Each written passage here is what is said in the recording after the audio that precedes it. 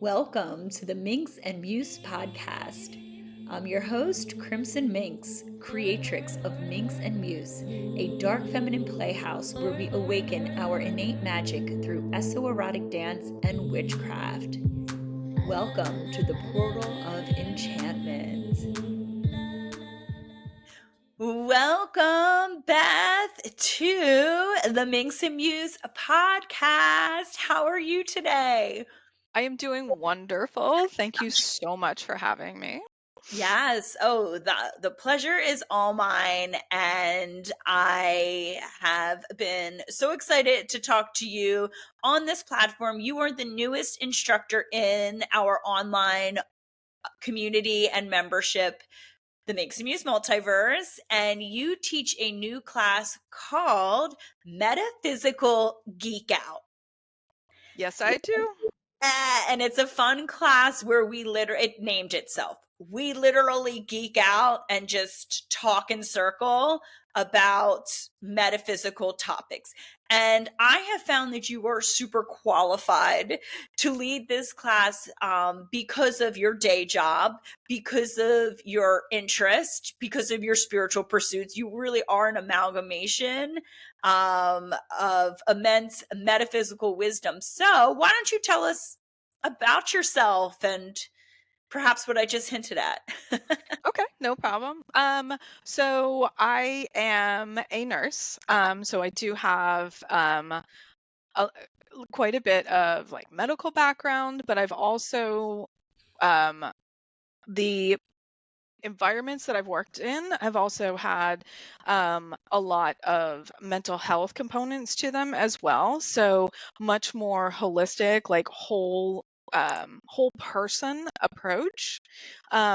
So that also lends itself to what is like the spiritual or energetic component. And about the time that I was going into nursing school, I had some health problems that I found weren't resolved with medicine, and ended up seeking out a craniosacral therapist.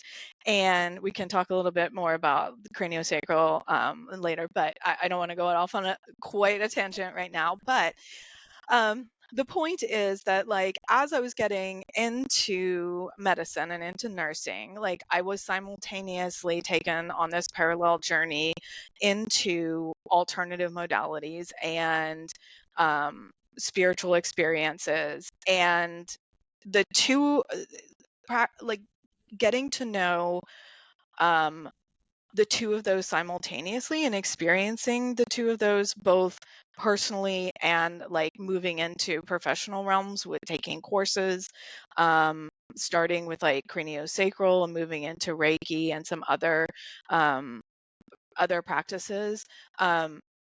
Definitely like those two were really intrinsically tied together, and it really made me curious about the space in between, like what ties them together, like how are they simultaneously like present in the body.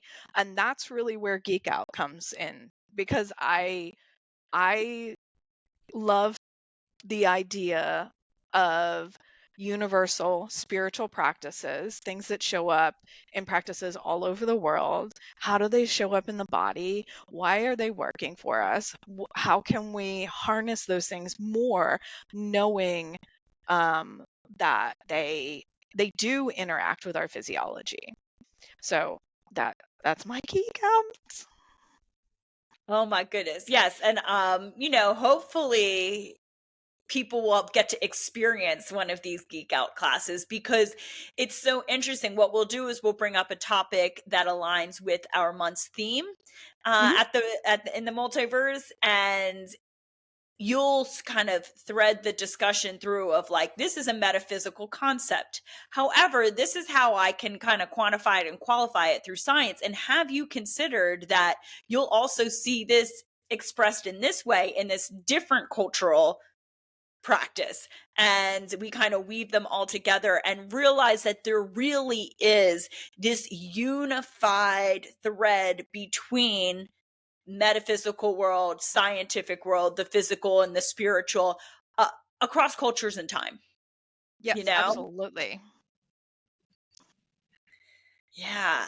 And I have had, we first met because you were coming and taking dance and movement classes at Minx and Muse in Austin. And we kind of Mhm. connected at a deeper level. And I got to experience you from an energy worker perspective. And I think you have a really empowered stance on what you believe to be the potential and the use for energy work. And I would love to hear a little bit about this energy work journey, where it began and how it's evolved.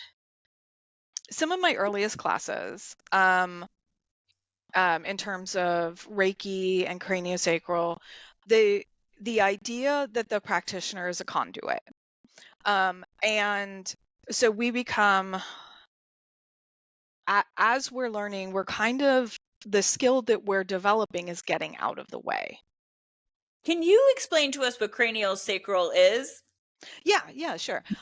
So I took craniosacral through the Upledger Institute. Dr. Upledger was one of the original doctors that founded that. And it is kind of, I would describe it as a blend of medical and spiritual, in that what they're actually looking at is energy or rhythms as it's flowing through the body and where those blockages are. It kind of brings in some of the ideas of acupuncture as well, with like flow meridians, blockages, like restoring health through restoring flow. Um, we the creation and distribution of cerebral spinal fluid doesn't happen at the same rate. So we actually produce more cerebral spinal fluid as the pressure increases in our head. There's like pretty much like an off switch, and then the cerebral spinal fluid dissipates away from the pump. And then as the pressure drops, it kicks the production back on. So we have this kind of swelling and retraction that happens between 6 and 10 times per minute, that is going on in the brain, and then that rhythm flows through the rest of our body. So if you put your hands on somebody's head, you can actually feel this subtle expansion and contraction between 6 and 10 times per minute, moving through different positions in the head, and then onto the body. You can see where that that pattern is not present, and then we're looking at resolving those blockages so that movement that is really essential in the body, that rhythm, is restored throughout the body. So we can see how being a nurse, because this may seem like something very like, yeah, everyone knows this. Like, Beth, no, most people don't know this. This is, so I can see how being a nurse really helped you gain like a really deeper understanding of really how this technique works. So go on. So this basically, like, the brain itself, right, where we're the seat of a lot of our experiences, right, emotion and all of that, is in a closed system. Like it's very, very protected. It's, protected by membranes, it's protected by your skull, but there's where it connects with the rest of the body, through any type of trauma, which even birth counts. I mean, we're putting a lot of pressure on the head during birth. All of that can get kind of the clearances are very, very, very slight. So any type of shift in the bones in your head or face can really, really affect the flow of fluid and information and affect our experiences. there is a direct pathway from the bones in our nose, like even right here, all the way to our tailbone. And basically everything in your spine and in your head is like moving in conjunction with everything else. Like you can understand that in the spine. Like you've got the basic idea of the spine is that it's this kind of compensation mechanism, where everything moves everything else. And we have this idea of like the spine kind of stopping at the back of our skull, but all of the pieces of our skull also continue through and like all the way to the front of our face. So if you can imagine anything that's happening with your skull, with your spine, okay, and we've all had back pain. We've all sat down too hard. We've all slept wrong, right? Like, and all of that translating directly into your skull and putting and kind of putting pressure on those internal mechanisms and how that might affect our memory, our sleep, our emotional experiences, our spiritual experiences, our interpretation of like social situations outside of us. Even having something like a headache can really impact how you're experiencing the world around you, right? So there's, I think if you've ever had a migraine and you're at work trying to get things done or people are trying to talk to you, like how much more annoying the entire universe is. So that is just as a direct impact on our experience.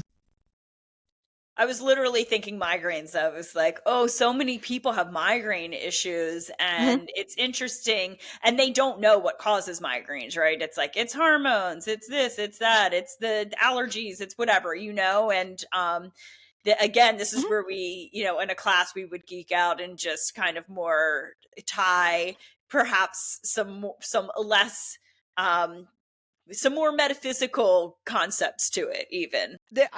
I'm I'm gonna go with, you listed a bunch of great causes of migraines. It doesn't have to be just one, right? Right. And I find a lot. I'm going to tie this into to spiritual work here. Is, Yeah. let's say you're having a migraine. This is affecting every part of your life, right? You have a variety of causes that you can explore, and those variety of causes can lead you to some solutions, right? So let's say you're like, oh, allergies.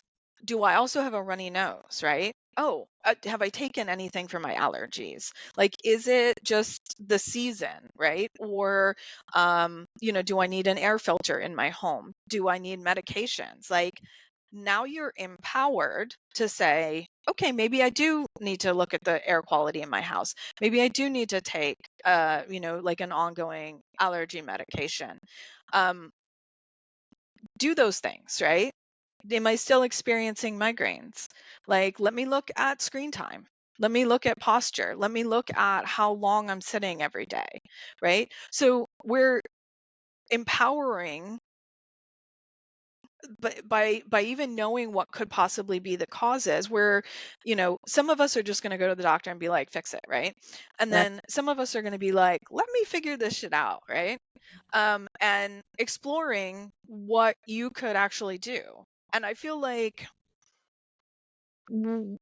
in spiritual practices, we've a lot of the time we have changed, like our spiritual practitioner for our doctor and just gone there and said, fix Fix it. fix me. Right.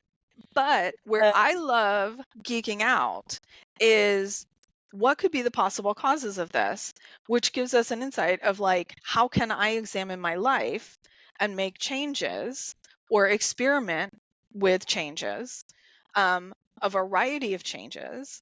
And that's where I feel like empowerment comes in.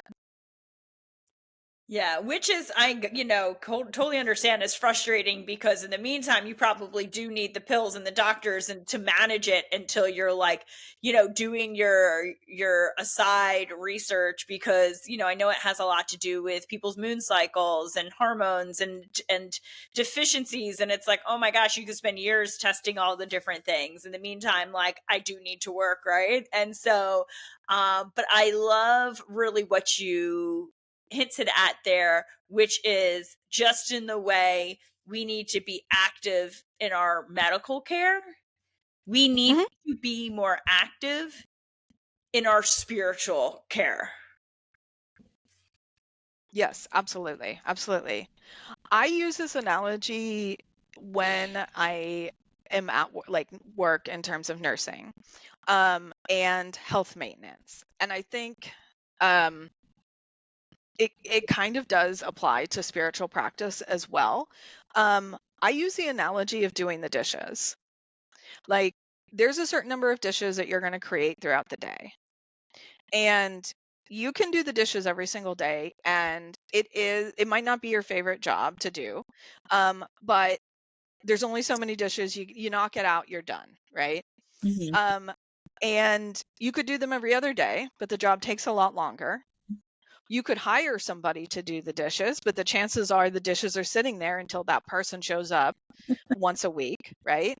And by then it's a huge job, right? And there's going to be times that you host a party and now you've got a ton of dishes. Your kitchen is completely trashed. Maybe you're meal prepping, right? And that your kitchen is just like, you're like, this is a lot more dishes today. Um, Health maintenance and spiritual maintenance is a lot like that. Nobody's going to force you to do your dishes every single day. Maybe it works out for you to do them every other day. Like, whatever works for you, but you have to do maintenance or it's going to creep up and make your life more difficult.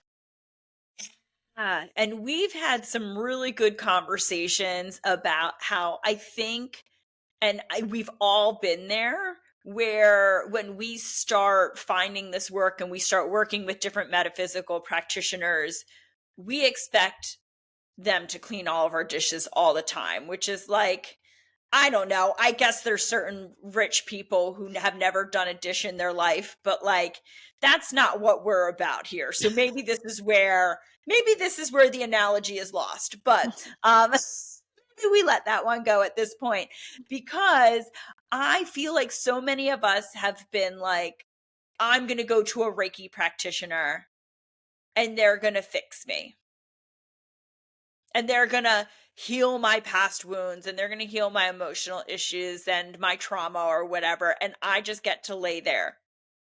And what you and I talk a lot about is like, yeah, I feel like that's like an entryway into like learning what energy work is in some cases, but that like you're not interested in that anymore. And that it's like, it's got to be a co creative process with any kind of energy practitioner or Yeah. metaphysical practitioner in general.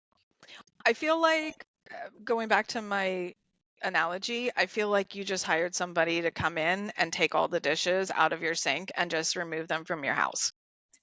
Yeah, yeah, like you just get new dishes every time instead of like And you're not learning how to maintain for yourself, yeah. right? And you're not learning how, and if that's how you're dealing with things, you are having to replace things. You are like, like there's a lot of you know, waiting for other people versus I can just take care of this with a fraction of the time and energy, because that's weighing on you every time you walk through the kitchen. Every time you're like, why are there no clean forks? Why are there no forks at all? Oh, because somebody else threw them all away because I couldn't deal with them. So there's a lot of layers to this analogy, but I a lot of what goes on spiritually is very unconscious. And they I'm gonna fall down a rabbit hole here. Let's Uh, go. Let's go. so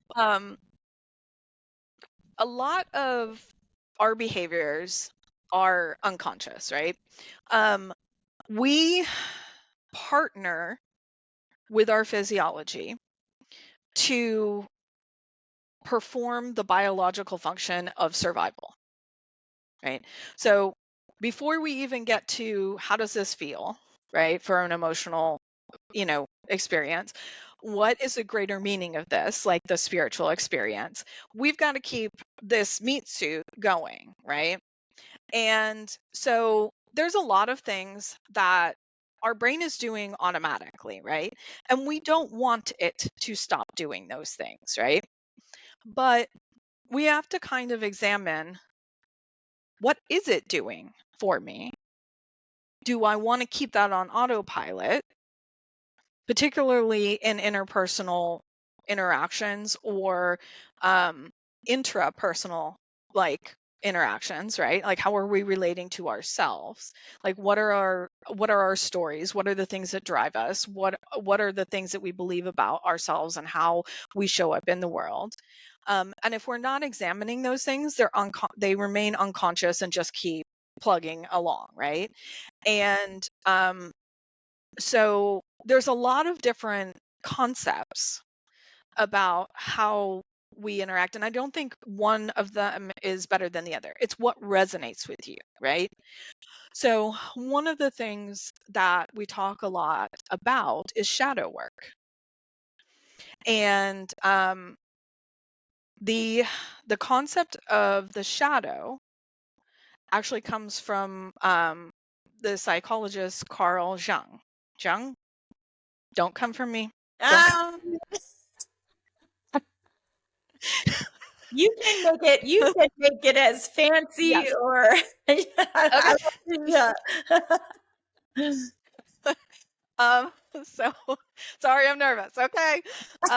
So anyways, so the idea of the shadow, and we're going to tie this back to survival, um, is um, is basically, I'm paraphrasing here, all over the place.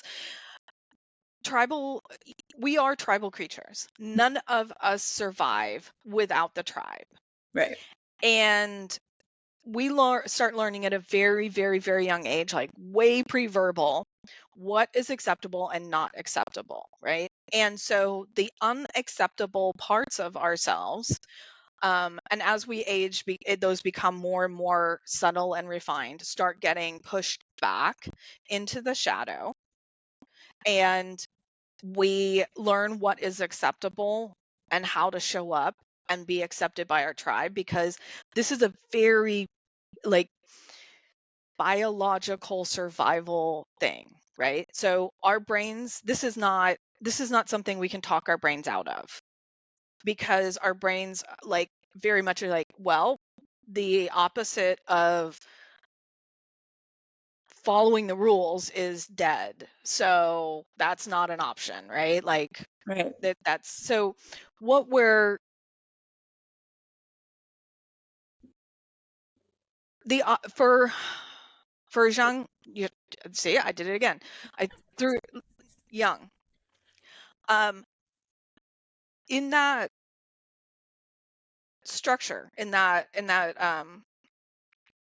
his like work, basically, the opposite of shadow isn't light, which is what most people would assume, right?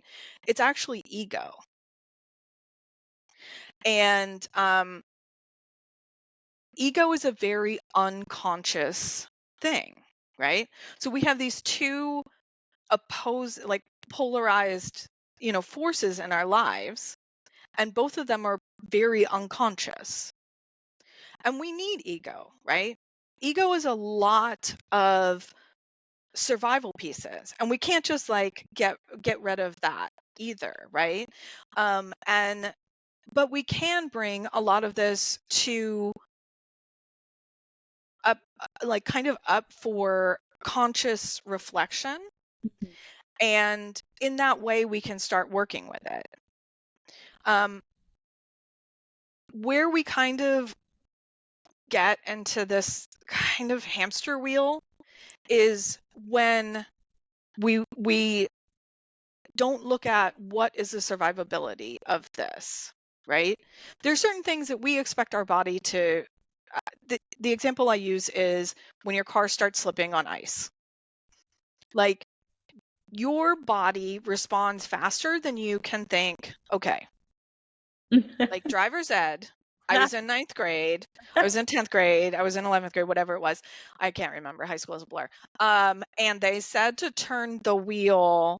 Wait, the car's moving this way. So I turn the wheel. No, your brain's like, no, we're not talking about this. Like, and just takes control, right?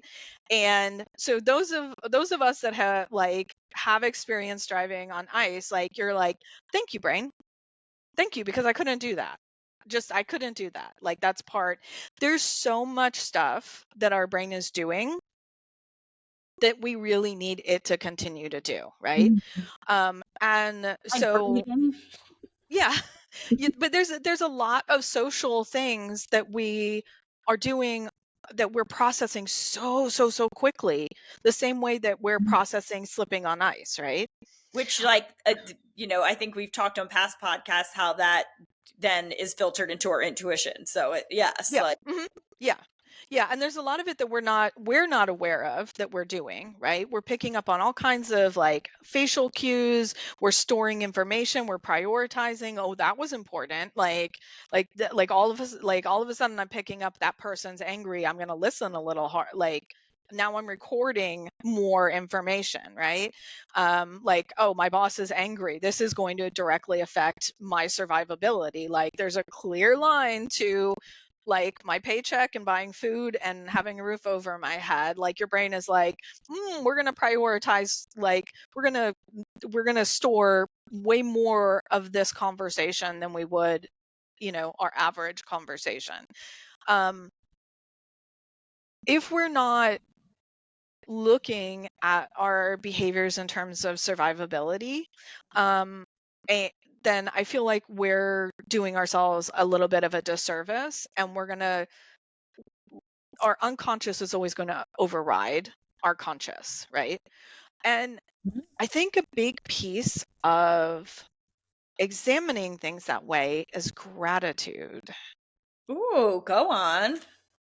I could not get here if I had to navigate my life again. My shadow got me here. My ego got me here. My unconscious got me here. My conscious got me here, right? There's so much. My intuition got me here. Luck got me here. Like, I don't know. Like, there's so many things, right?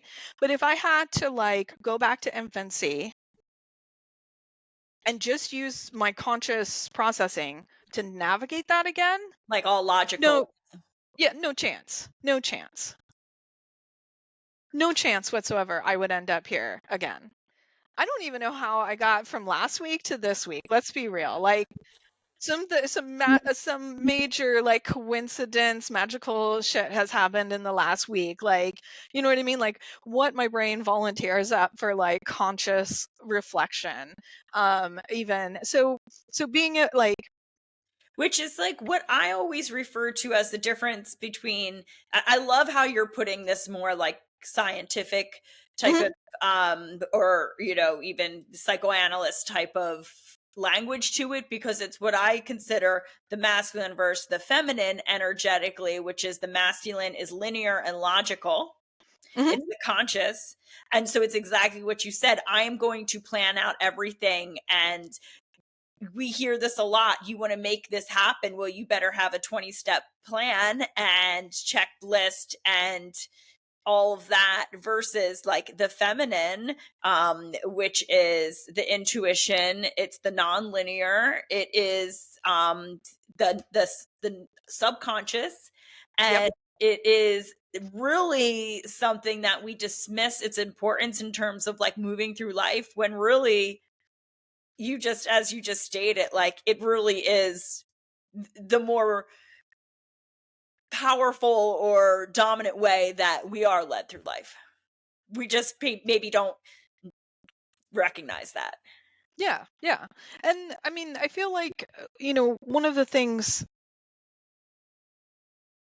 that we don't is massively overwhelming, and super, super scary, is that we're the only person that's experiencing the world the way that we're experiencing it, Yep. right?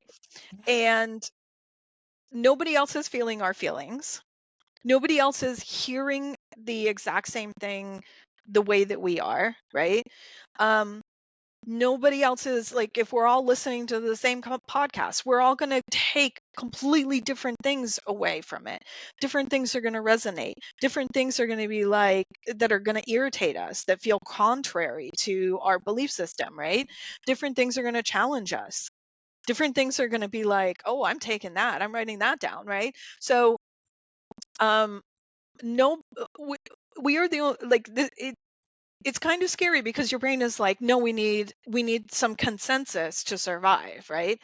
um and so we're kind of driven to like this, trying to find this consensus because it feels safe for us.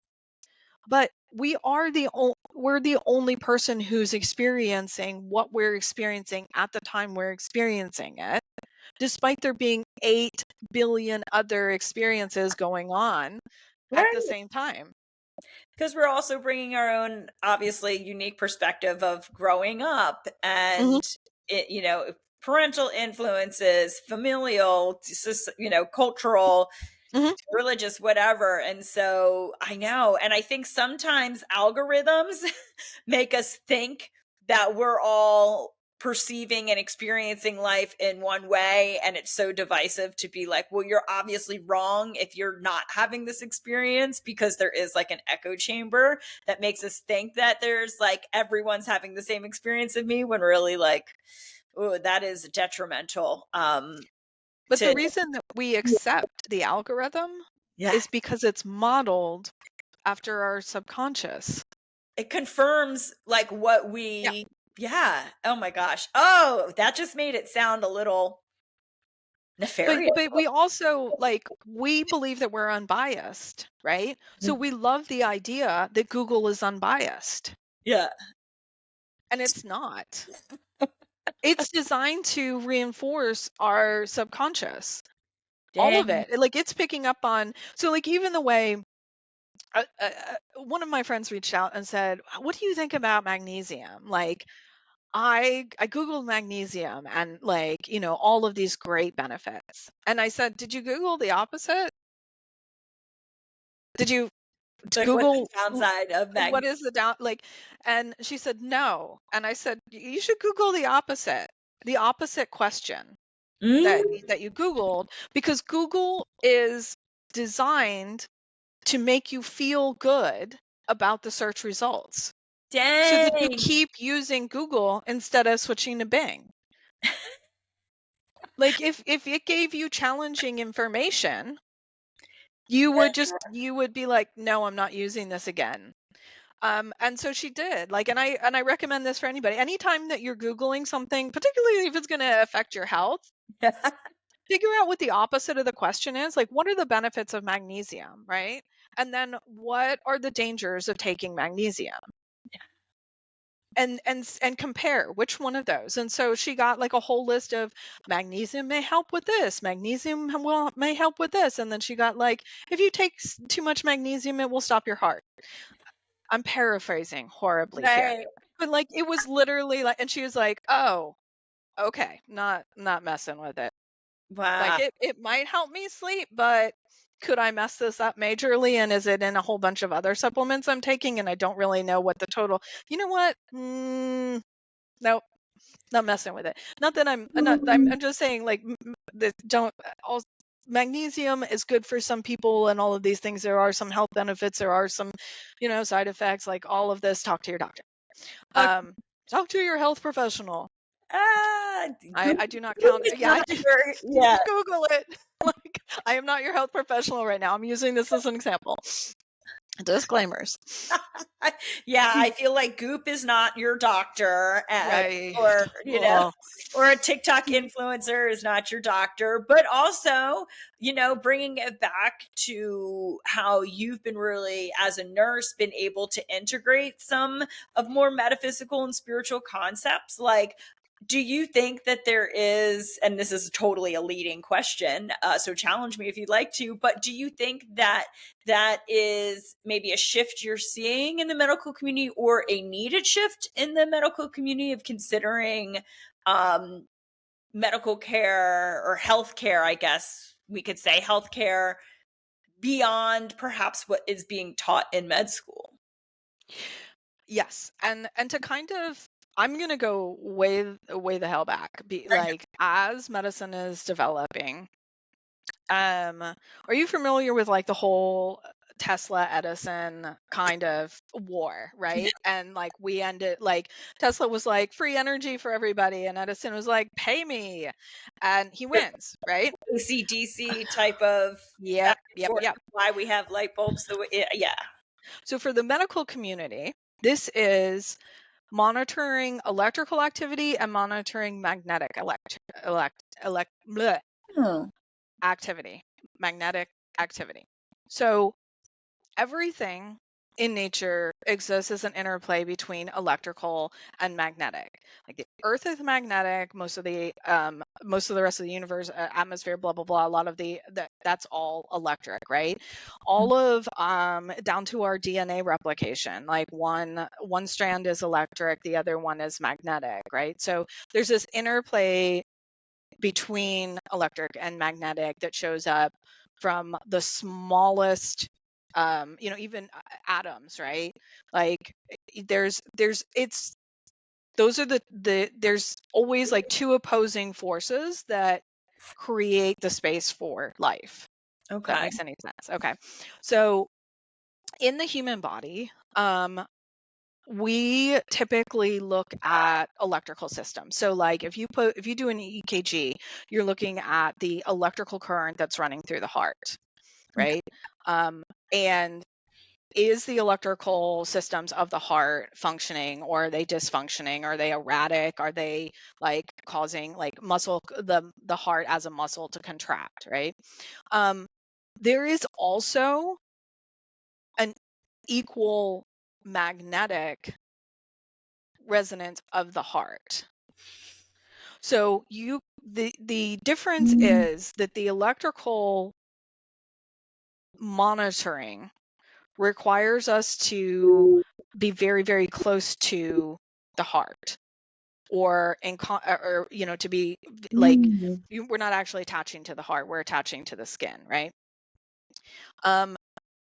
The magnetic monitoring of the heart can be done basically like it extends outside the body, and it kind of gets lost in the general magnetic noise on the planet at some point, but it does potentially extend indefinitely out from the heart. Wow. The same thing is going on with your brain. So when we're monitoring for seizure activity, we put a whole bunch of electrodes on your head. The problem with that is that electricity doesn't transmit through bone very well. So the other version of that is magnetic monitoring, which if we were monitoring what's going on with the brain, we wouldn't necessarily need all of these like electrodes directly on the head. It would be a lot clearer picture of what we're doing, right? So, and this shows up in like MRIs, right? Like we use magnets for medical imaging, and they're much clearer pictures than we can get from other sources, right? So we have moved into acknowledging and using the magnetic systems of the body, to do diagnostics, to pay attention to what's going on, and that like greatly, like the fact that electrical kind of won that war of funding and research and all of that stuff, and we are not only now catching up with like, well, what is the magnetic version of this? So this has greatly influenced our ideas in terms of modern medicine. Like, what is the body doing? What is our understanding of the body? How do we work with the body? And now we're kind of stepping into this like, oh, the magnetics of the body are much more accessible, and we can manipulate those with intention. Whereas the electrical systems in the body are less accessible for like interaction with other beings. Does that make sense? So for if you're looking at Reiki practitioners or any other energy practitioners, like, and you're studying what is going on with their hands and how they're affecting the magnetic field that's generated by their body, like you can see very, very clearly that they are generating changes in the magnetic fields of their body. You can study where they're directing that, because electricity only has so far that it travels. It Yeah. Okay. versus magnetic continues outside of the body indefinitely, right? So we do kind of like, there is a general magnetic noise, but the mechanism of like distance healing, Yeah. even if the distance is I'm in the same room with you and you're on the table and I'm not physically making contact, Mm-hmm. like that, now that we can see the magnetic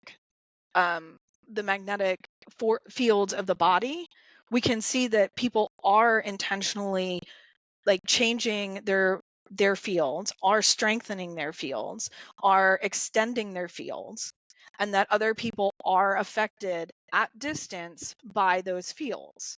That's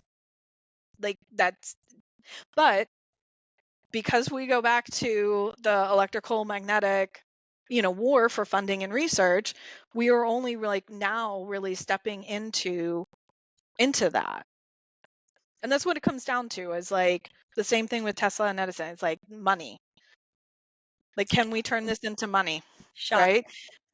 Yeah. And if we do have the ability to do this, and we do have the ability to do this at distance, like it gets really hard to monetize that.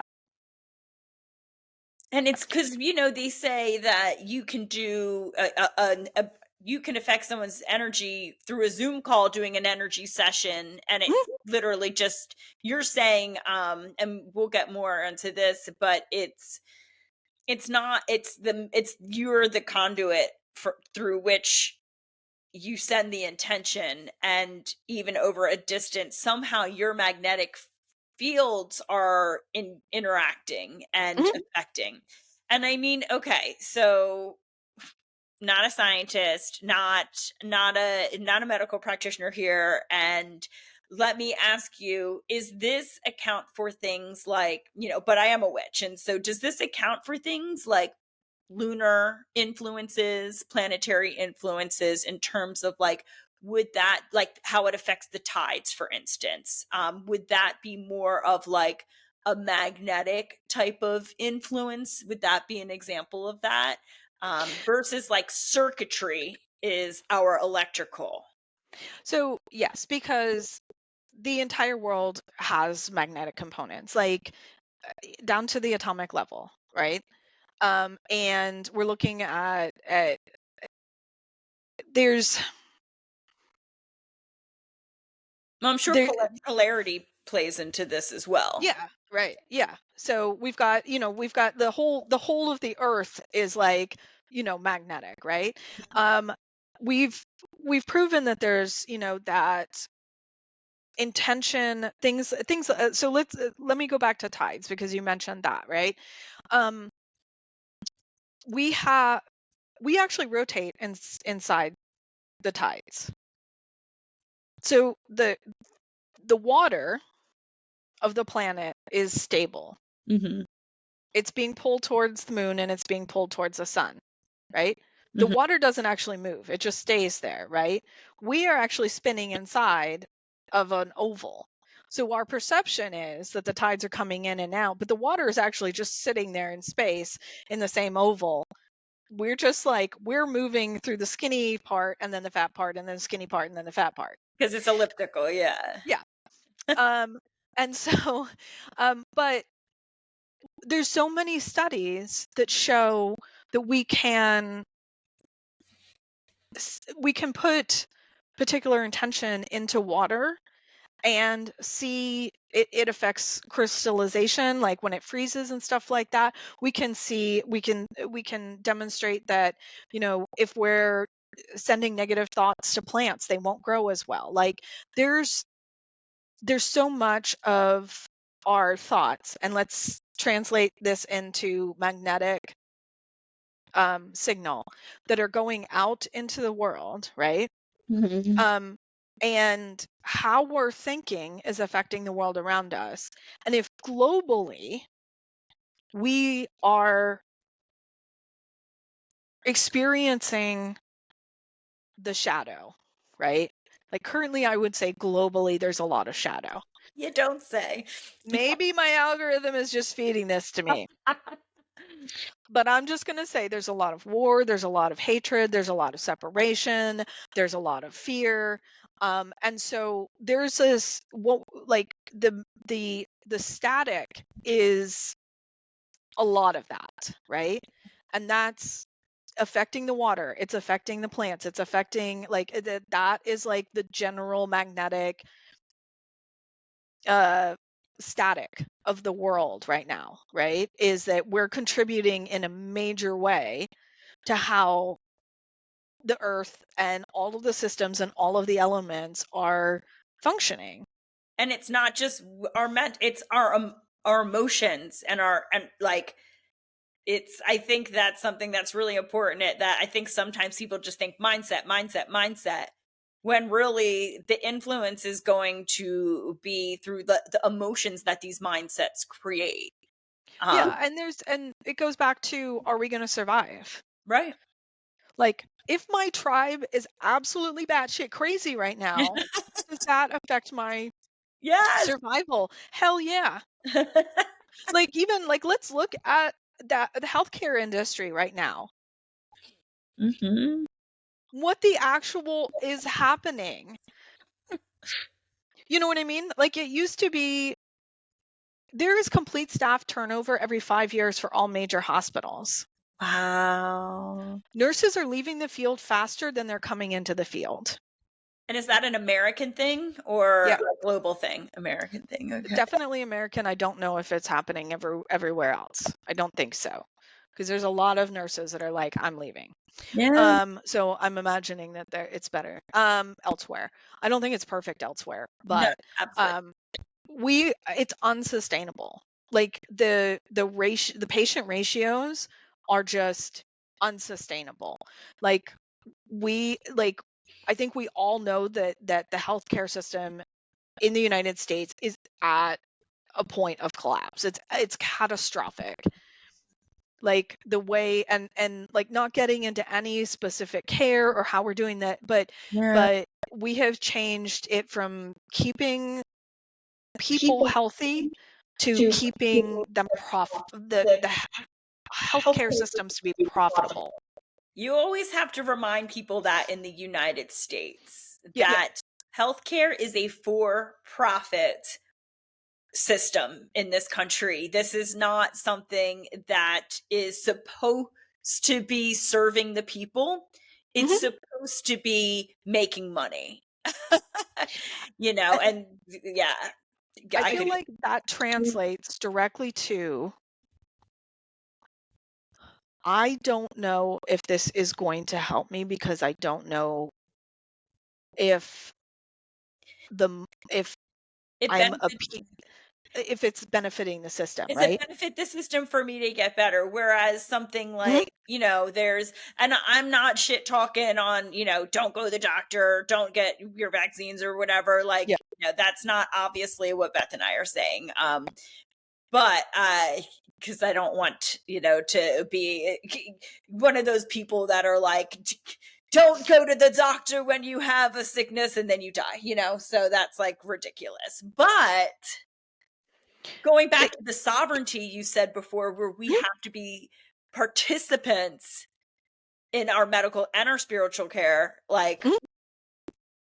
I'm just from a nursing standpoint, from the inside, right? Yeah. And I also like want Which to can't go want to repeat that. Please go see your doctors. Like, away. please like, there's a ton of things that there's conflicting information around. I am not advocating either way. Like I in a lot of cases, healthcare is necessary.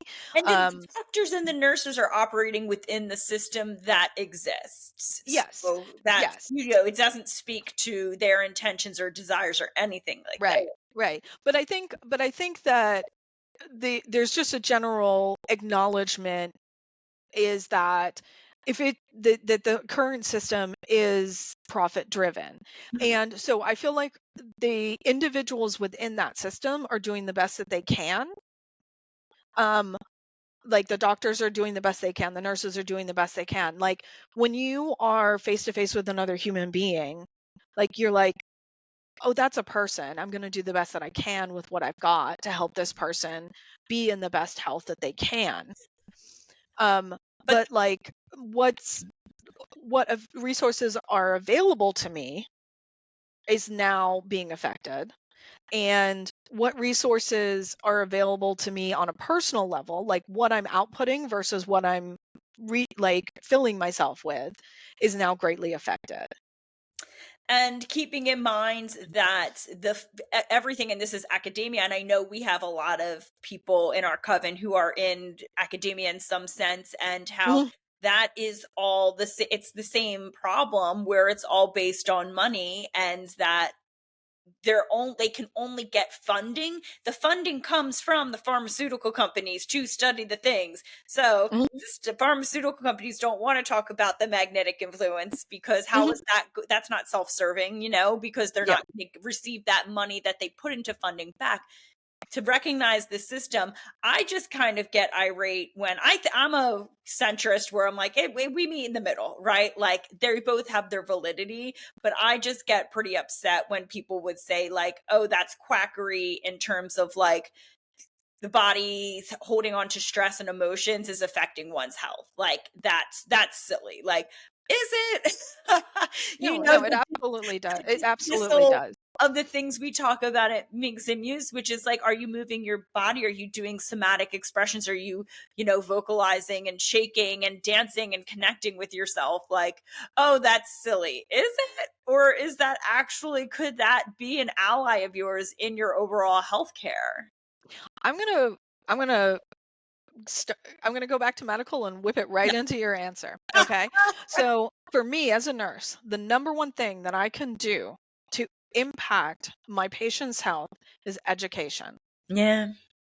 Because if I can educate them on what to look for, if they are having a negative health outcome, the sooner that they recognize and communicate, then the faster that I can help them, right? Mhm. And we are not like, patients don't get enough of that. Like, as a patient, I don't get that. But if let's use blood pressure. Your blood pressure has been creeping up over the last few days. If you're paying attention to your blood pressure, you're going to call me on day 5 instead of having a stroke. Yeah. And so, recognize and communicate are the two things that I like with my patients. Recognize, communicate over and over and over again. Those are the best things that you can do. And the recognize is 100% on me on education, right? So, and I feel like that is the most empowering thing that I can do for my patients, is give them the tools to recognize, communicate, and stop the process as soon as possible when things are going wrong. Let's bring that into spiritual, right? Preventative. Yeah. When we know more about how our bodies work, how our emotions work, how our body processes information, how we interact with the world around us, we can recognize and communicate and stop processes that are not beneficial to us. Mhm. And whether that's like interpersonal, if we are like, I feel like there's maybe some tension between us. Would you mind if we have a conversation? I'd like to understand what's going on a little bit better and my role in it. And like, let me see if there's something that I can do to move this in a direction that's a better outcome, right? That's very, very different than just like waiting for things to blow up. And then there's a lot of heightened emotions and there's miscommunication and there's like a whole backlog of damage that's already happened that now we have to like hash through to get to a neutral place and set intentions moving forward. I feel like the more that comes from the unconscious to the conscious, then that's our recognition. And then how we choose to communicate with each other, how we choose to communicate with the universe, how we choose to communicate with spirit, however we conceptualize that, those are the same principles apply, right? If it's unconscious, if we don't know that our blood pressure is creeping up, we can't do anything about it, right? If we don't know that things that we're doing are deteriorating our relationships until they blow up, and then we're like, like so much, like now we've got this huge thing. If you're so numb, I always have to wrap it back up to the work we do, but if you're completely disassociated and numb in your body and you're not receiving messaging around this is off, this isn't resonant, again, things will allow to fester and remain in like that state of dissonance versus like immediate recognition of something's off, what do I need to address? And we've been taught to ignore all of that communication from our body, right? We have a ton of sayings about this. What is our gut instinct? Like, when you see somebody across the room, like there's this is the great love story that we see over and over and over again. Like the female walks into the room and she sees this person across the room and she just butterflies in her stomach. You know what I mean? Her heart stops. Like all of these things, right? So we have all of these, like this idea that these communications are happening, right? We acknowledge them, but then how do we actually use them? Yeah. How do we bring these communications up to the conscious level? How do we tap into our heart? How do we tap into our gut? How do we, like, if your brain does something very, very, very specific, your heart does something else, your gut does something else. If only one person at your workplace is working, that person is stressed out. Yeah. That person is overwhelmed. That person is melting down and reactionary. Like, and that person just wants to quit and numb and go home and just eat a quart of ice cream and just watch, like reality TV and not think anymore, right? So Yeah. right, so we've got a ton of different, I would call them processing centers, right? Because our brain is actually like processing information, right? It processes in very specific ways. Our heart processes information differently. Our gut processes information differently. Like different areas of our body process information in a very different way. But if all of your coworkers are not online and part of the moving forward, like you get this one, your brain is just like, why am I the only one working on this group project? Yeah. Yes. Like we're gonna have to turn this in. We're gonna get a terrible grade. Nobody else is even showing up. Like what the hell? This happens every single time, right? And we start to develop this like nobody else helps me in the group project like mentality, where the second we get an assignment where something happens in our life that we're gonna need to whatever, like then all of a sudden we just like we're like, no, it's a repeat. It's a repeat. Like Um, our last group project was a total disaster, right? And so that conditioning, that groove in the record, right. that's just reinforced of that, Yeah. like, I'm abandoned and I need to move forward with sheer force because Hmm. that's my Yeah. only way that I'm going to be able to make it to the other side, and Yeah. But if you can bring those other voices online, right? If you can learn how to tap into those other things, whether they're things outside of you, whether it's guidance or whether it's your body voices, um, then all of a sudden, like your brain is like, oh, I've got help. I've yeah, got support. Your brain actually just like steps back and it's like, oh, I don't have to micromanage feelings anymore. Like I've I I'm not trying to do this all by myself. And in one of the things that this is like so much not on the traditional spiritual path, but I feel like one of the things that when I teach people how to get into communication with their body, you see a very rapid, like weeks to a month shift in their confidence and in their just like the level, like the decreased level of activation, because all of a sudden they're not alone, and like your body's going with you. And also there's a lot of decision fatigue, right? What am I eating for dinner? Like, this is when I'm in the grocery store, what am I buying, right?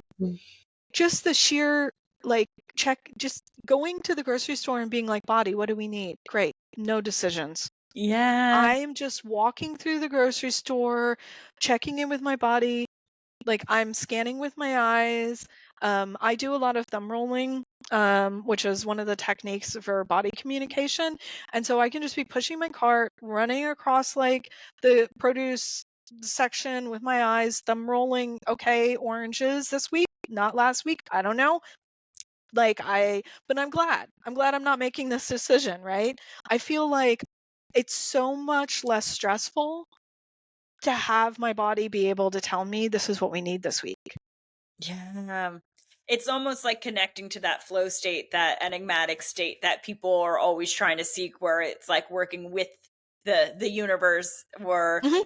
working against it. And it sounds so like woo woo and trite, but isn't that truly what these coming online in all of these ways and having them alchemize together, isn't that Mhm. truly like the ultimate um kind of direction that we're heading, which is like being in more aligned flow? Because Yeah. my flow is going to be different from your flow. It's going to be different from someone else. And I find that people are much more comfortable talking to themselves than they are to talking like as a first step, right? So if people are like, I don't know what I'm connecting to, like I don't want people to think I'm crazy because I'm hearing voices and like all Yeah. this stuff. Like, but they're much more comfortable with what is like talking to their heart, right? Like, or talking to their gut or talking to their body. And that can be that, like, that comfort can really encourage them, and like that comfort and that success can really encourage them to be like, okay, that wasn't as scary as I thought. Like, Right. that wasn't this makes a lot of sense. Like, this really impacted my life in a really positive way. Like, Mhm. I feel like this is a tool that really has helped improve the quality of my life. Um, and it was way easier than I thought it was going to be. Like, what else is out there? Yeah. And it's Like, what else can I connect to? Like, who else is out there that wants to love and support me the way that, like, I'm getting the feedback from my body that I am loved and supported all of a sudden. Like, now there's this like positive feedback before where there was just like this anxiety kind of situation and overwhelm, and now we've got this much more robust, optimistic kind of movement forward, and it makes you more likely to reach out to energies around you in a way where you're not just like, help, fix me. And You know what I mean? yes, oh my gosh, oh my gosh, yes, being an active participant in magic, and magically we talk about how like attracts like, Hmm. um, and just like the law of resonance in that, right? If you Yeah. are in a subconscious state of that no one wants to help me and life is hard, then what we resonate it are situations where no one wants to help us and life is hard. But if Hmm. we can get the nervous system online, if we can get the players all united and supporting each other, then you do drop into that resonance of life can be easy, life can be joyous, life can have its challenges, but I have the support system internally and externally to make it through. It's so important. Do you and you were just making a point before I so rudely jumped No, in. it's a journey. We're doing this together. We're doing Interruptions are wonderful surprises. Like, we're yeah, it's not, nothing is we don't want to go in a straight line. We no, don't like we're straight lines. non-linear here because No. I would love to kind of like circle back and kind of with two things of what you were touching on, which was how like we have to be a part of the process, and maybe just some like techniques or tools that have worked for you for maybe anyone listening, and it's like, how do I shift into this Mhm. this state that you speak of? So okay, what was the first question? I'm sorry. Oh, I totally started answering the second one. that's right, being an active participant. So I'm going to go back to the analogy with the dishes. Like, this is happening in your body 24/7. If you're not bringing it into consciousness and engage it, it's still happening. Mm-hmm. Um, how how how it happens and what the result might look like only happens when you do it consciously, right? So we're going to bring it back to conscious, and I feel like one of the things with spirituality is that we believe that it needs to be this separate ritualistic practice, right? That it needs to, we need to go to a certain place, we need to sit in front of our altar, we need to light a candle, we need to have incense, we need to whatever. So I feel like if we take it back to the body, and we learn how our bodies are working and how we can interact in a spiritual, emotional way with our body, and how we can kind of bridge all of those pieces and tie them together, in that our experience has multiple components, right? So we're ignoring a bunch of these components. Let's bring them back in because that affects our total experience. Then, yep, just totally went off a cliff. Where Ah! was I going with this? Um, I feel like people, when you say this is physically present in your body, you are allowed to use it. Mhm. You are allowed to use it like you are using your arms. You are allowed to use this like you are using your legs. Like, this is your tool that you have been convinced doesn't exist.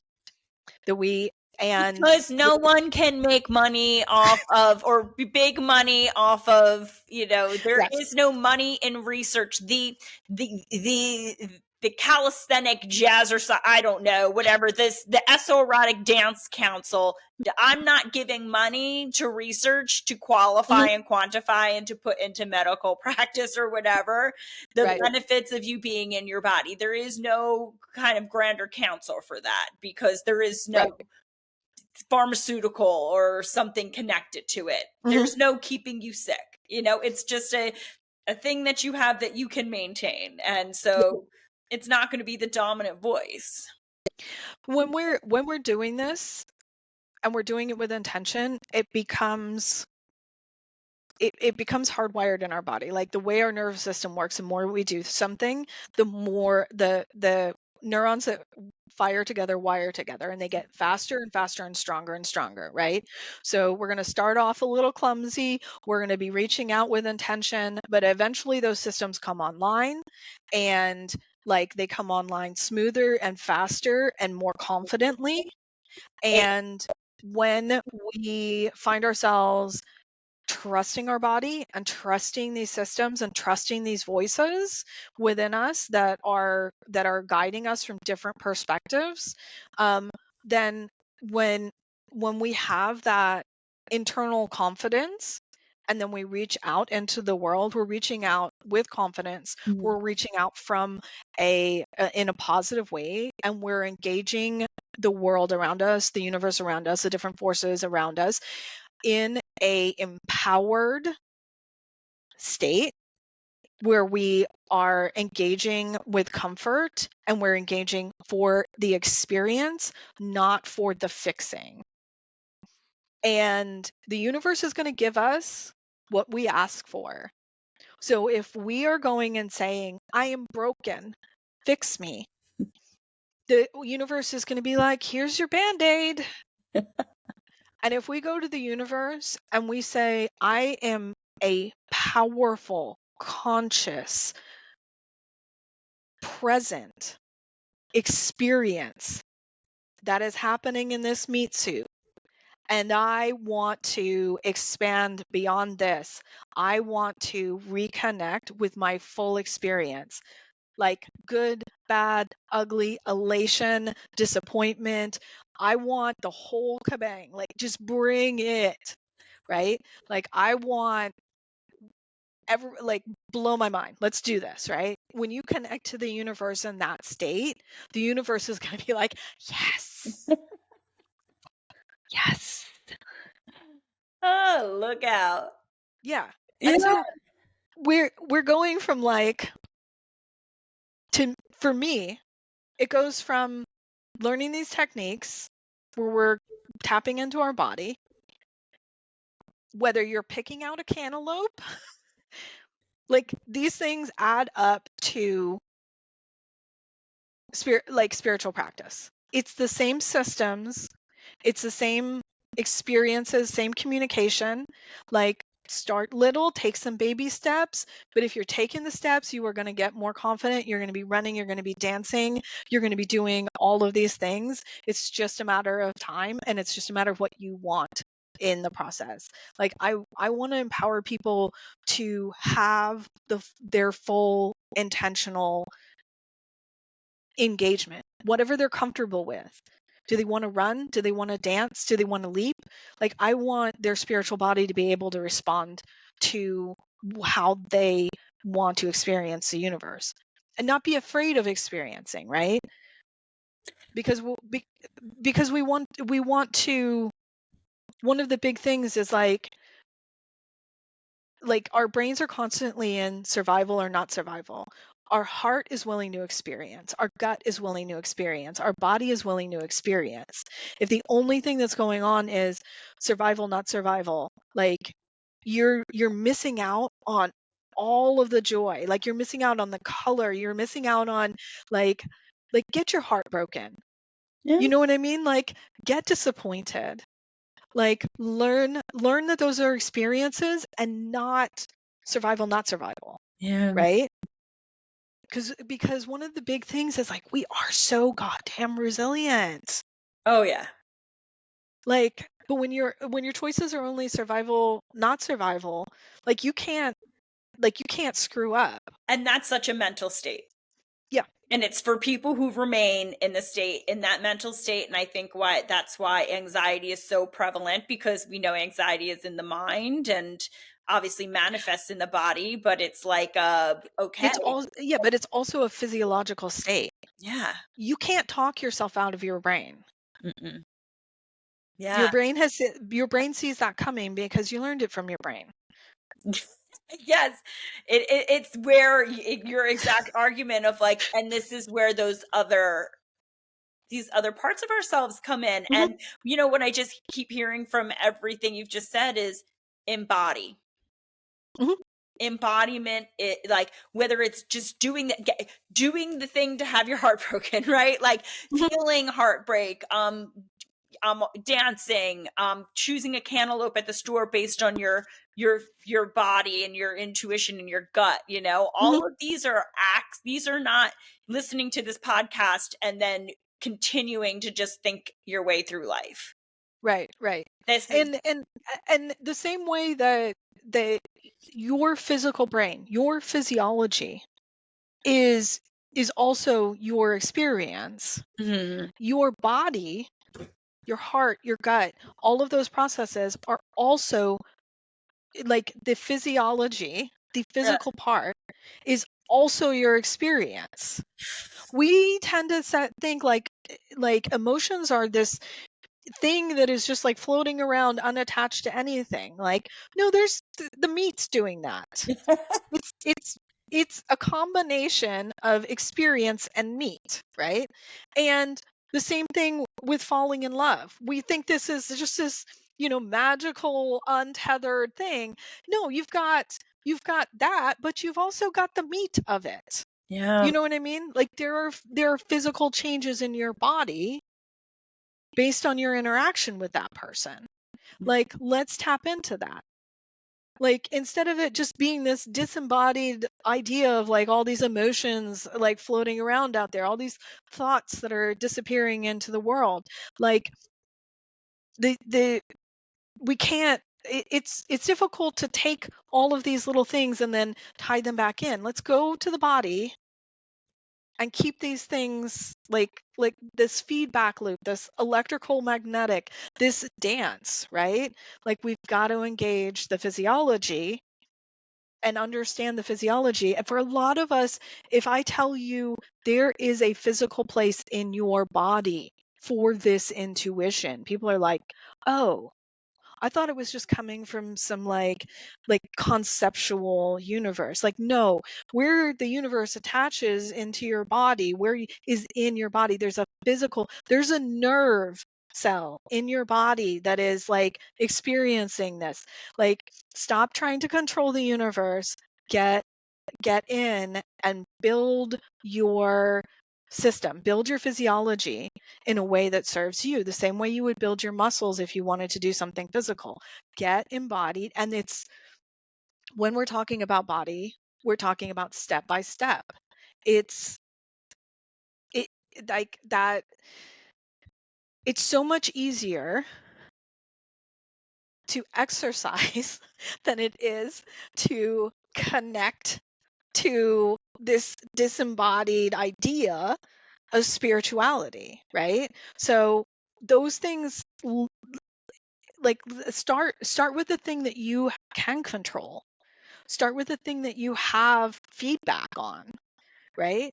And like this will not that this the spiritual part of it will naturally be attracted the same way the electrical magnetic system works. Like it will come in all the time. Like start with your body, start with what you can control. Yeah, this is to me the difference between, what we advocate for, which is like embodied spirituality. This is why we reclaim our bodily autonomy and sexual sovereignty Yes. in esoeroticism. Hmm. Like you've just given such more of a scientific overview of like why that is so important. And so many people, and when it comes to spirituality, they want to read a book and they Hmm. wanted to just live up here, and that's why I think we see radicalism, and I think we see a disconnection of how like their belief system is impacting and affecting other people. I mean, think of systems that want people to disassociate from their body, you know what Hmm. I mean? Like it makes you question all of those things, and our body is such a truth. So yeah. Yes, absolutely. And there's so you mentioned like where do we start with getting into communication with our body? And there's a couple techniques that I use. I think so two of the a lot of the information on how to connect I actually learned through I can't remember, but the guy who does emotion code and body code, Bradley um, Nelson. that might be it. Yeah. Um, I like that guy. I like that yeah. guy. So they're the two techniques that are just kind of the easiest to access is the body sway and the thumb rolling technique, right? And most people, one or the other one of those work. And for me, the more nuanced version of that is getting into pendulum use. But there's a lot of like, you have to be really clear whereas like with the body communication techniques, what you're talking to is your body. With the pendulum, there's a possibility of communicating with things inside your body and outside of your body. So it's a lot more nuanced, and I encourage people to find somebody who knows how to use a pendulum safely before you're getting information. It's kind of like Googling something. Where is the information coming from? It's not like you should probably like at least look at where the sources are from what Google tells you, right? So I would say yes, if you know what you're doing on Google and you're being intentional about what your sources are, pendulums can be very helpful. But like using Google accurately, sometimes it takes a little bit of critical thinking and knowledge of what the algorithm is. Yeah. Whereas like the sway method and thumb rolling, what you're doing is tapping more directly into your body, so you're not necessarily reaching out for external information. And is that called kinesiology? Is that kind of what we're talking about here, which is like just the body's ability to communicate through like muscle testing or Muscle testing is another one. Muscle testing, you can get into a lot more nuance. Again, like it's a lot more. You can get a lot more information, and there's a lot of techniques in terms of like, the obvious is yes, no, right? Like one, like for the sway, essentially you would ground yourself. You would put your feet on the ground. And you would say to your body, "Show me my yes." And your body's going to move in any particular direction, right? And then you would say, "Show me my no." And your body should move in a different direction, right? So your body has said, "This is my yes and this is my no." Now you can ask your body yes or no questions. Yeah. And so for some people, yes may be leaning forward a little bit. Like they may feel like their balance is more forward. That's what mine did. No might mean that it's moving backwards, right? Yeah. For me, thumb rolling is similar. So if I am on a yes, my thumb continues, like my finger continues to move. If I hit a no, it feels like my finger is stuck. Oh, it's like lock. Like It's like lock. yeah, it locks up. Yeah. Um, Oh, I love this is something that you can do very subtly.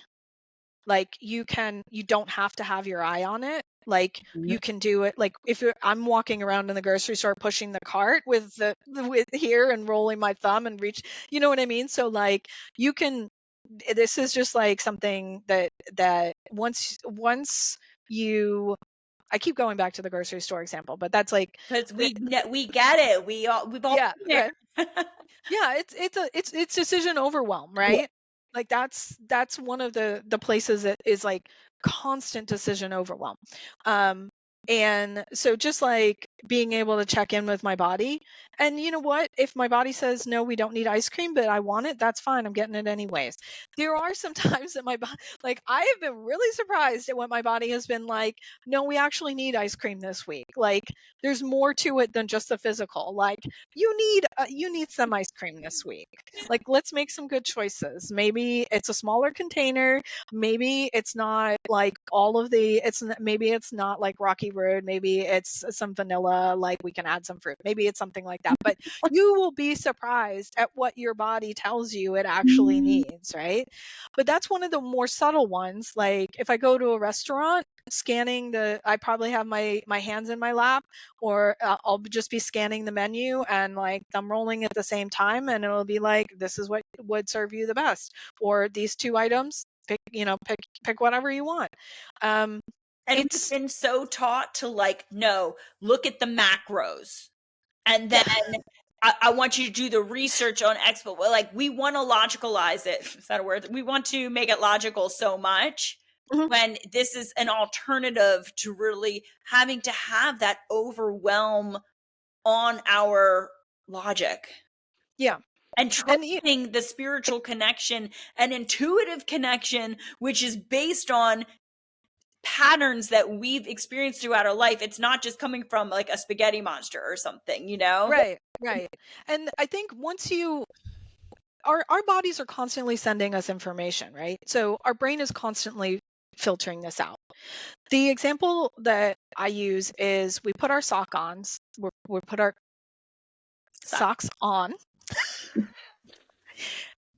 and then we put our shoes on and we go about our day, right? The sock is touching your foot. You are receiving like nerve signals from your foot along your nervous system that the sock is present. But your brain is not like, we have a sock on, we have a sock on, we have a sock on, we have a sock on, right? It's just like sock is in the right place. Move on. That information it's still coming. Like we haven't turned off the nerves in our feet. Our brain is filtering, right? It's not important. Now, if your sock falls down in your shoe, the same signals that have been coming from your foot every single day have now reached your brain, and your brain interprets it differently. It is now like 5-alarm situation, like stop everything you're doing, sit down in public, in like just nothing else can happen until you fix your sock, right? The physical nerves of your body have not stopped doing what they've been doing the entire time, right? It is simply your brain's interpretation.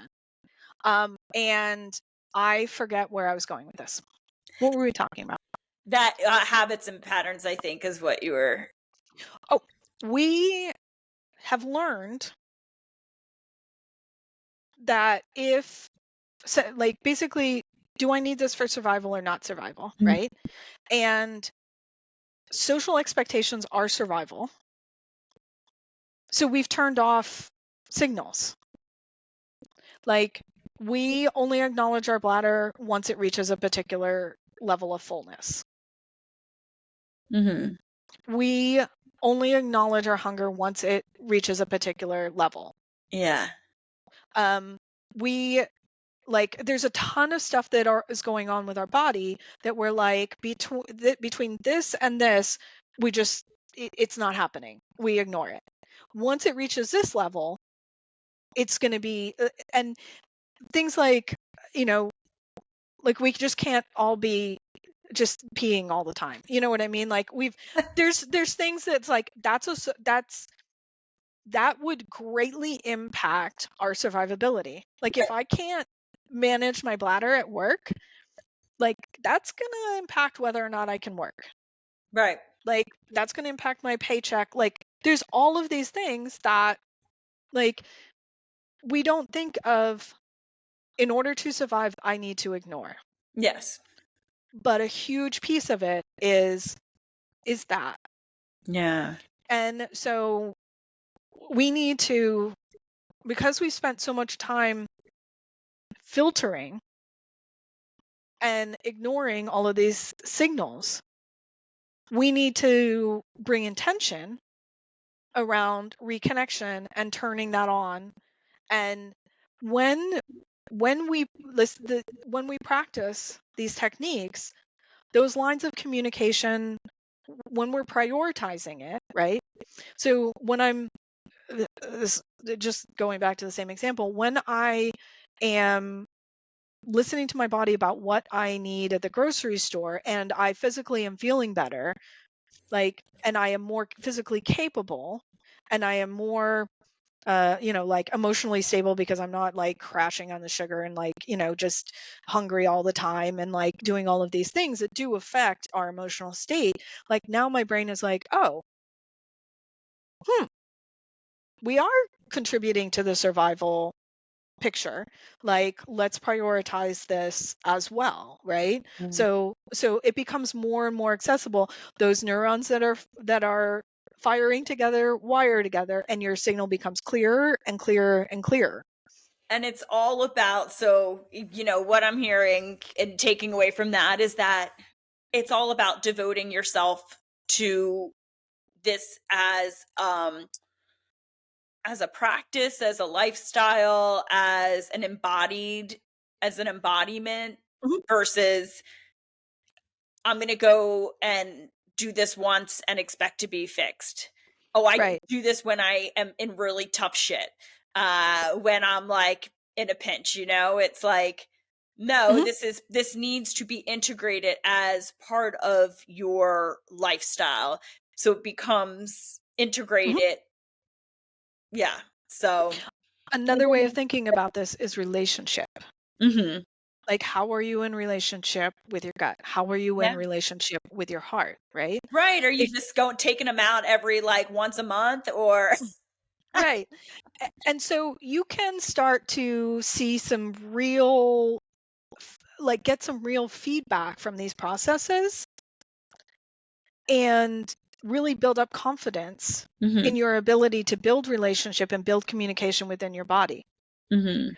When you are then reaching out to the universe and you have confidence in your process, you have confidence in that you are going to like connect, that you're going to build relationship, that Mhm. you're going to build communication, that there's going to be enhanced survivability, enhanced value in an experience in your life, because you've learned this by connecting to your heart, you've learned this by connecting to your gut. um, Now when you're reaching out and you've had that biofeedback, right? Like you've had that experience of asking and receiving information from your body. Now when you reach out to the universe, right? When you reach out to specific entities or energies, um, when you focus your intention, you have the experience and the confidence of being able to build communication and relationship And trust. and trust, right? And so the what happens at the grocery store Yeah. is how you're connecting to the universe. It's the same physiology. It's the same process. It's the same relationship. It's the same communication lines. It's like yeah, thank you for saying that, because I feel like it's so hard to communicate that, and obviously it took us like an hour and a half to Oh not my God, get have there, we gone but that long? yeah, but like I know that's all right, but like, but that's what it takes. People want something you can't understand. Something doesn't have depth in like a one line statement. You know how Mhm, you've heard something a million times and then it's just said a certain way where all of a sudden it makes sense? It's mhm, because it needs context, it needs storytelling, it needs some kind of like arc mhm, of narration. But it is something that is not something outside of you that you go visit on Sundays. It's not something that you can only in like you said, in front of your altar or with your energy healer or your psychic reader or whatever. Like that's the only time that you're really engaging in this part. This needs to be integrated, and that's how we become more psychically connected, more intuitively connected, more spiritually connected, more in tune with the spirit world, and more confident. People always want like the book, the rationale, and it always returns to like, no, you just have to like embody it and do it, and then it like grows with time. I feel like confidence is so, so, so important because if you're with yourself 24/7, you're receiving so much information and you're just like, you've been taught to just question, discard, negate over and over and over again. And so when we're reaching out to these other energies and entities and stuff like that, and to the universe at large, and however, however that concept like resonates with you, um, and we're receiving feedback, we just we do the same thing with it. We negate it, and then we're like, why aren't they answering? Yeah. Right? And like that, because we're just, when we have that confidence in our mind body connection, when we feel something different, whether we feel like, oh, that like connected to my heart, right? Like I like, or I feel a presence or whatever, like there, practice it when it's not an emergency, Yeah. right? So like that's the thing, is like, if we're waiting till it's a crisis, like a crisis of faith, or we're in crisis, or we're like, what am I doing with my life? Like, anything that comes in at that point, it's all scrambly static, and you have turned off everything below your ears. Yeah. And so the universe could be full on just like talking to you. It could be connecting with the neural tissue in your heart. It can be connecting with the neural tissue in your gut. Like, it could be doing all kinds of stuff, and you're like, shut up, gut, I'm trying to listen. And you're missing the entire thing, Mhm. Yeah, you because you know? developed no sensitivity to it, no Mhm. understanding of how it speaks to you, no confidence in trusting the messages you're receiving. There's no embodied understanding of it. And so the only way through is through. The only way to like, people, and you see this in, just to give an example of magic and witchcraft, people want to learn how to like summon a demon, but they don't know how to communicate with the spirit of air or fire. You know what I mean? They can't, they don't have any kind of like, they haven't worked their way up there, right? Like, they're just Right. like, but just the big thing. I need the immense download and healing. And it's like, have you done it? Do you even know? You couldn't handle that. Right. And the other thing that I want to add here is reinforcement through community, Yeah. Oh. because we are tribal creatures, right? We, at our base, we thrive on reinforcement through like tribal presence and communication, right? Like, we learn about how to regulate our bodies from our tribe, from our parents, Mm-hmm. right? From our siblings, from the expectations at early school. You know what I mean? Like, there's a lot of us are still in the process of regulating our bladder and bowels when we are in preschool, kindergarten, and first grade. So our tribe at that point has expanded exponentially, right? And we are receiving all of those messages about what to turn on and turn off, and what to prioritize and when to prioritize it.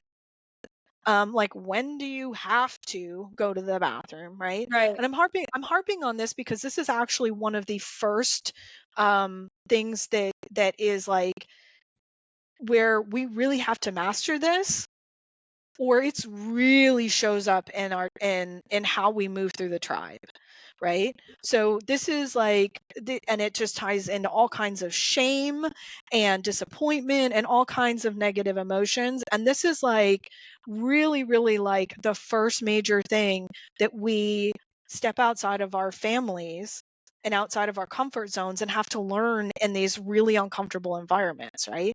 And um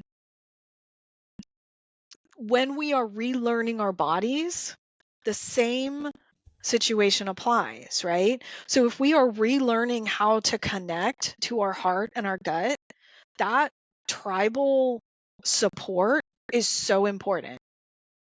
Oh my gosh. Can I tell you something? And then we will kind of start heading in the other, Yeah. because we're just gonna have you back. But I'm like so grateful for everyone who's lasted with us this long. Um, but it's so, I love that you said that, because I'm writing a book right now on esoeroticism, and one of the things that I put in there of like why it's so powerful is that, you know, why would we want to act esoeroticism is a way to access sexual energy outside of intercourse. And sorry about making this about me, but I was just like, whoa. I put in the book, it's very powerful to be able to reclaim your sexual sovereignty in community.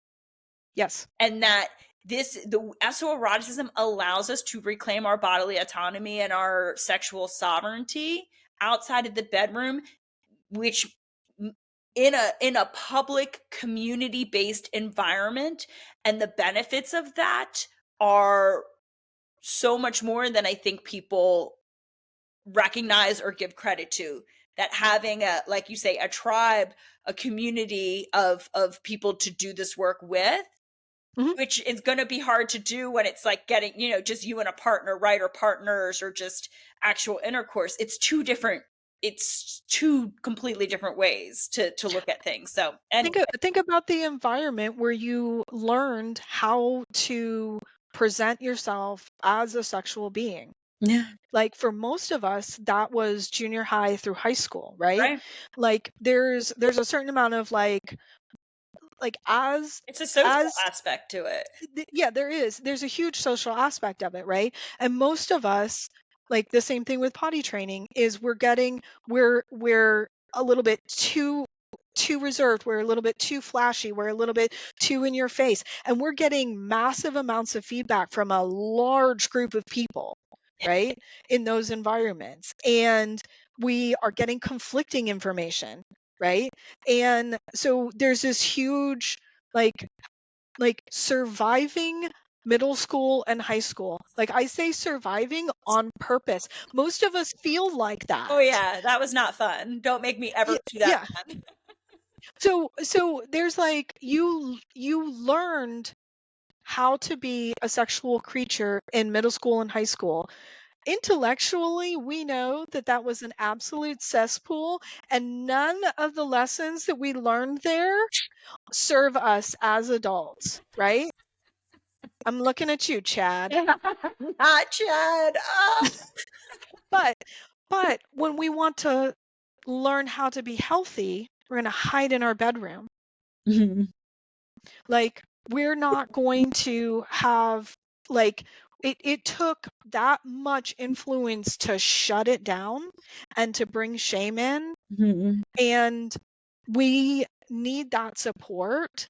Like if we're only doing it in our bedroom, it reinforces the idea that this is shameful, Yeah. that this is counter survival, that this is something we need to continue to hide.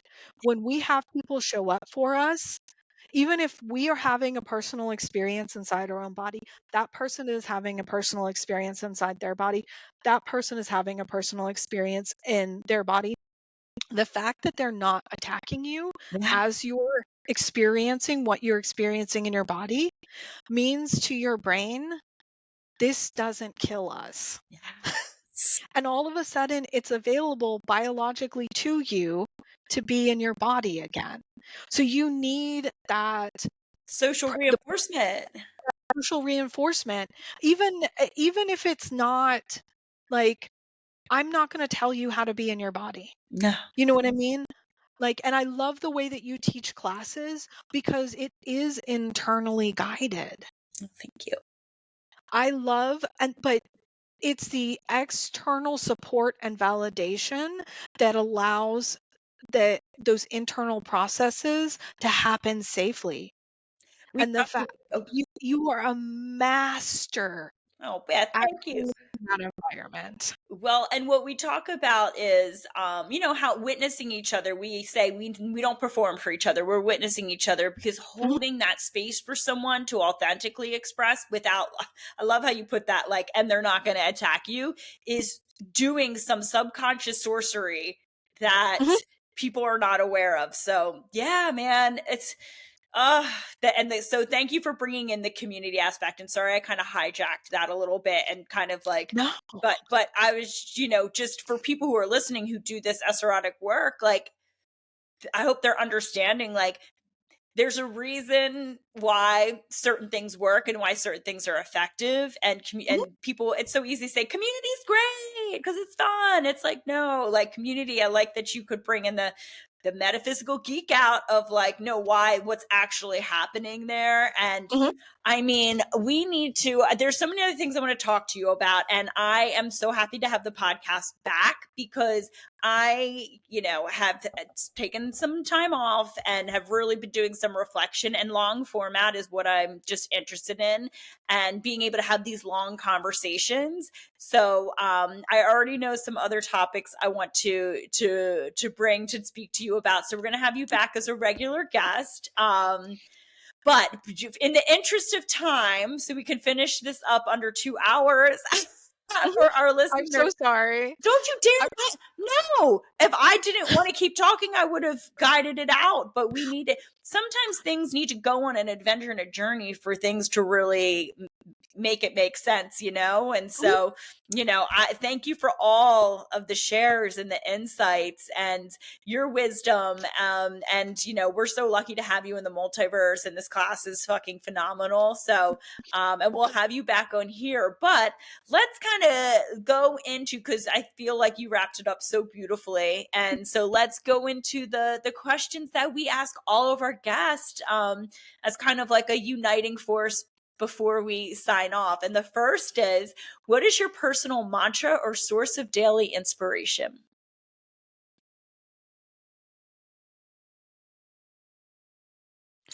The word that comes up is experience. Mm. Just experience, no qualifiers. Like, I am here to experience, and I don't discriminate on, is it good? Is it bad? Is it socially acceptable? Like, if I just go into the experience, I'm like, with no expectations, I'm never disappointed. Like uh, that has really shifted what I lean into, is just experience. Just be there for the experience. Not attaching an outcome to it, because magically you are limiting yourself when you do that. So, Mhm. I love that. Such a good answer, Beth. Okay. What is your favorite sensuous indulgence? Milkshakes. Hey, brings all the boys to the yard. Oh, Yeah, it's that is my comfort food. That is, um, I feel like a big piece of that is also getting out of the goddamn house yeah. for once, right? Is like a Social lot of the, aspect. right? I feel like people, like, particularly people who work at like ice cream parlors, who are like legit making, like, for some reason there's just like, you are giving joy to every person who comes through here. Like, there's some reason that they're just like, I don't know, they're sometimes in a better mood than, like, your average like drive-through window person. So I just feel like where you get your milkshake from also is like, sometimes they're just like happy to be bringing joy to the world. If like what they're doing is handing out, like, milkshake happiness to everybody. Here's your happiness. Here's your happiness It's with whipped cream. the water thing that you were talking about, where it's like you're infusing the intention into the water, because there's water in milkshakes. I used to work at a beachside grill, and I made milkshakes all the time.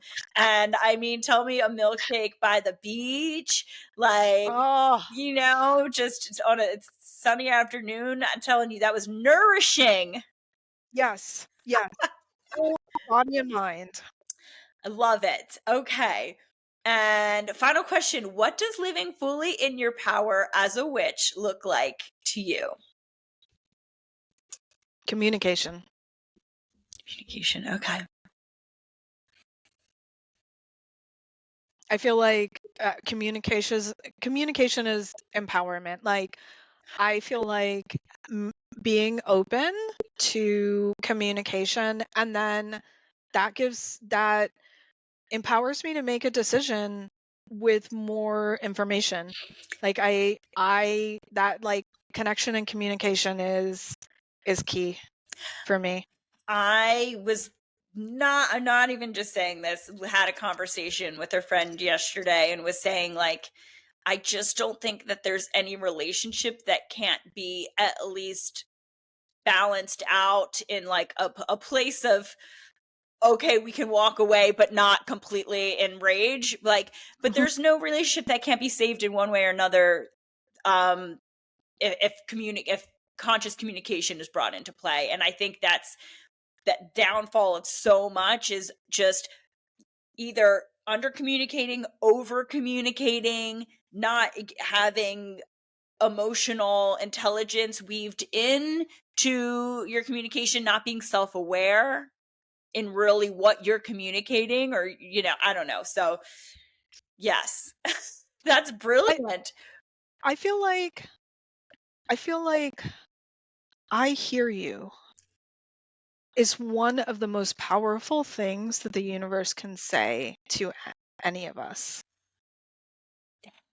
Ah, these are such good answers. I think that these were all, no one has said milkshake before, but no one has ever said experience or communication before. So I just feel like we're almost kicking off like a new season of the podcast with, you know, a renewed intention or consciousness to it. But we are in a new world in 2025, aren't we? So Yep.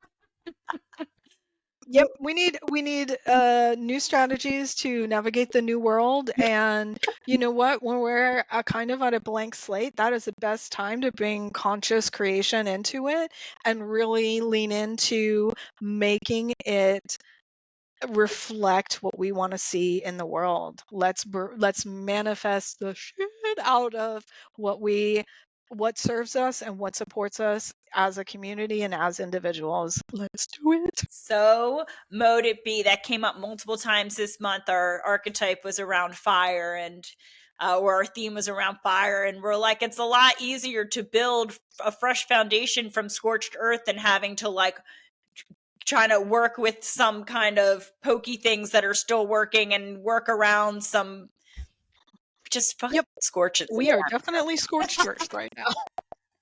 I think it's going to get more scorched, but who knows? But yeah, we We are on a lot of levels working with some real good foundation right now. Yes, well, and we have the tools, and hopefully that this podcast served as a reminder of like, remember your tools, remember your community, and Mhm. um yes. Thank you so much, Beth. I just love you Thank you. so much. This was such a wonderful Absolutely. conversation. I learned so much. I always learn so much from you. So, is there anywhere, I don't know, do you want people to find you? Do you not want them to find you? Like, do you want to give social media, anything like that, or I'm not very present on social media, but I do want to be more involved in the multiverse. And you can message me there if you're interested in getting in contact with me directly. But also just like feedback on what people want to learn more about. So future podcasts and stuff like that. I'm always I I love conversation. I love conversation. So, me too. Like when sometimes I do these solo and I get it, but I'm like, it's just not, how can I, it's hard to interrupt myself. I prefer to interrupt a guest. No, but I just think like two people together, just building upon, you're going to just get that much more depth out of it. So mhm. thank you for allowing my interruptions. Thank you Oh for, no. yeah, appreciate you so much. And we'll be seeing you again soon. So Thank you so much for having me. This has been amazing. Thank you. absolutely. Bye. Thank you for joining me for the Minx and Muse podcast.